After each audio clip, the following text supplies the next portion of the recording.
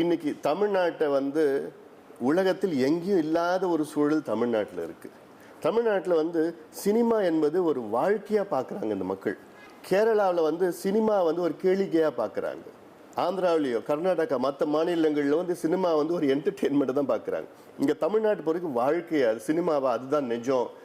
வெகுளி மக்கள் நம்பி கடந்த காலத்தில் நம்பினாங்க. அதனால தான் எம்ஜிஆர், ஜெயலலிதா, சினிமா துறையை அண்ணாதுரை, கலைஞர் எல்லாமே சினிமா துறையை சார்ந்தவர்கள். உலகத்தில் எங்கேயும் இல்லாத கலாச்சாரம் தொடர்ந்து 50 ஆண்டு காலம் தமிழ்நாட்டில் சினிமா துறையை சார்ந்தவர்கள் தான் ஆண்டுட்டு வராங்க. அப்போ சினிமாவில் நடித்தாதான் அது தகுதியா? என்னுடைய கேள்வி. சினிமா தவிர வேறு யாரும் வரக்கூடாதா? படித்தவங்க வரக்கூடாதா?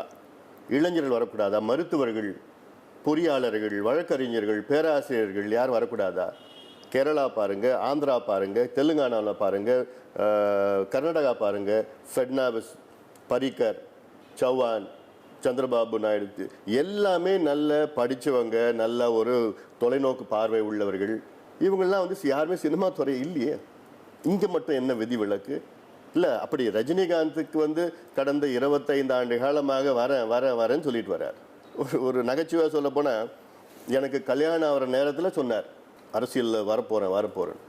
இப்போ என் பெண்களுக்கு கல்யாணம் ஆயிடுச்சு, இப்பயும் சொல்லிட்டு இருக்க வரேன்னு.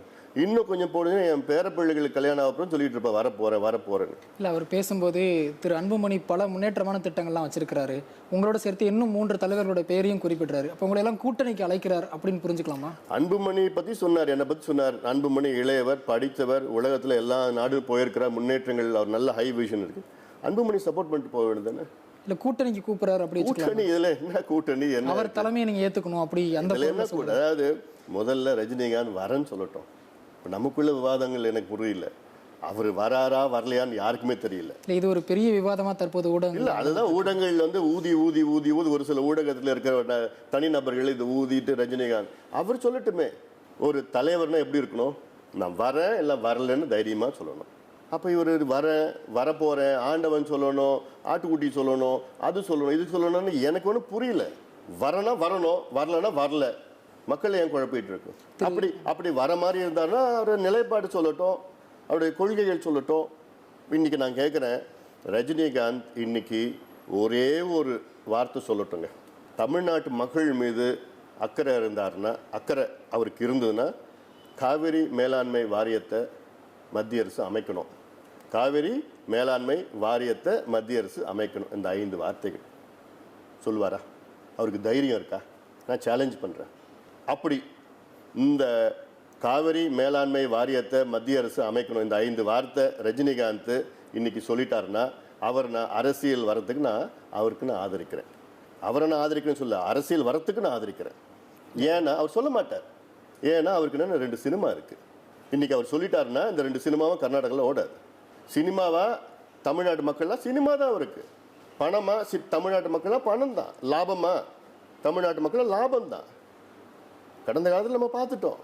Simple as that. இன்னைக்கு சொல்லட்டும். ஒரு தைரியமாக பேசுகிறவர் சிஸ்டம் தப்புன்னு சொல்கிறாரு. இதுதான் நாங்கள் சொல்லிட்டு வரோம், சிஸ்டம் தப்பு. அதுக்கு என்ன சிஸ்டம் எப்படி சரிப்படுத்துறது நாங்கள் சொல்லிட்டு வரோம். எங்களால் எல்லாம் அவ்வளோ திட்டங்கள்லாம் இருக்குன்னு நாங்கள் சொல்கிறோம். அப்போ இன்னைக்கு சிஸ்டம் தப்பு. எதனால் யாரால தப்பு? சிஸ்டம் ஸ்டாலினால தான் தப்பு, ஏடிஎம்கேல தான் தப்பு, பிஜேபியால தான் தப்பு, காங்கிரஸால தானே தப்பு. இவங்க தானே கடந்த காலத்தில் மத்தியிலையும் மாநிலத்திலும் ஆண்டாங்க. இவங்க தானே சிஸ்டம்மு. அப்போது நாளைக்கு இவங்க கூட நான் யாருமே கூட்டணி வச்சுக்க மாட்டேன், யாரு கூட சேர மாட்டேன் சொல்ல முடியுமா அவரால்? சிஸ்டம் தப்பு. விஜயகாந்தும் சொன்னார், வந்த புதுசில் சொன்னார், நான் ஊழலில் ஒழிப்பேன்னு சொன்னார். எப்படி ஒழிப்பீங்கன்னா, நான் இப்போ சொல்ல மாட்டேன், ஆட்சிக்கு வந்து சொல்லுவேன், இப்போ சொன்னால் காப்பி அடிச்சிடுவீங்க. அது மாதிரி சிஸ்டம் தப்பு சொல்லிட்டு போகலாம். இதுதான் பெரிய இது ஞானோதயமா? அதெல்லாம் சிஸ்டம் தப்புன்னு சொல்றது எல்லாத்துக்கும் உலகத்துக்கே தெரியுது. திருமாவளவன் பேசும்போது ரஜினிகாந்த் போன்றவர்கள் தலைமையேற்றாங்கன்னா சாதியவாத முகம் கிடையாது, அதை தாண்டி தமிழர்கள் வேறு யார் வந்தாலுமே அந்த இடைநிலை சாதி ஆதிக்க சாதி பிரச்சனை வரும், அதனால நம்ம தாராளமாக ரஜினியை ஆதரிக்கலாம் அப்படிங்கிற பார்வையை அவர் முன்வைக்கிறார். நீங்கள் அந்த பார்வையை மறுக்கிறீங்களா? அரசியலில் யார் வேணா வரலாம், எந்த ஊர்லேருந்து வரலாம், இல்லை அவர் என்ன சொல்றாரு, எந்த மொழி இனம் மதத்தில் எது வேணா யார் வேணா வரலாம். அதனால் இதில் வந்து இவர் ரஜினிகாந்த் வந்து அங்கத்திவர் மராத்தியை சார்ந்தவர்களோ, அது கன்னடத்தில் இருந்தவரா, அதெல்லாம் அதெல்லாம் ஒன்றும்